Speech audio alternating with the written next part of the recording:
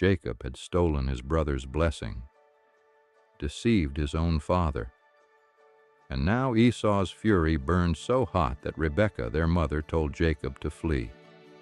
So he left Beersheba and went toward Haran, alone, running from everything he'd done. Mile after mile through the wilderness. No companion, no tent, no certainty of what lay ahead. Just the dust beneath his feet and the guilt weighing on his shoulders. The sun was setting and Jacob needed to rest. And he came to a certain place and stayed there that night because the sun had set. Taking one of the stones of the place, he put it under his head and lay down in that place to sleep, the hardest pillow a man ever rested on.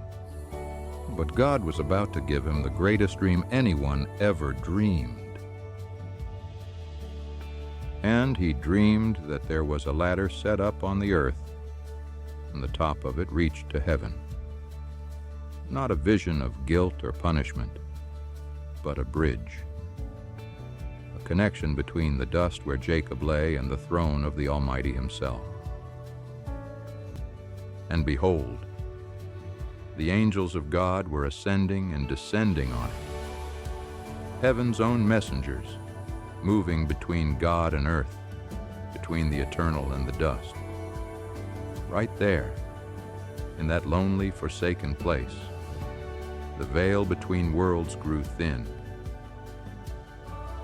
And behold, the Lord stood above it and said, I am the Lord, the God of Abraham your father and the God of Isaac.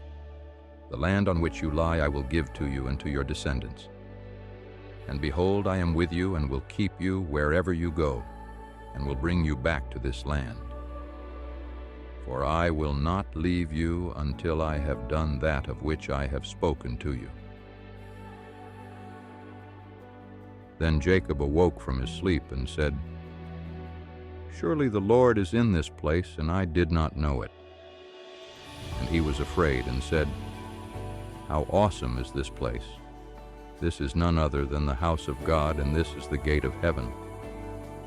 A fugitive, a deceiver, and God met him anyway. So Jacob rose early in the morning, and he took the stone which he had put under his head and set it up for a pillar, and poured oil on the top of it. He called the name of that place Bethel, the house of God. What was just a rock became an altar. What was just a fugitive became a patriarch.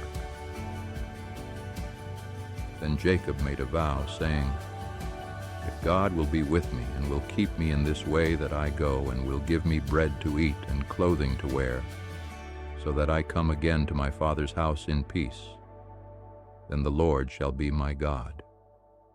He walked on toward Haran that morning, still a wanderer, but no longer alone. God had found him in the wilderness and made him a promise that would echo through all of history.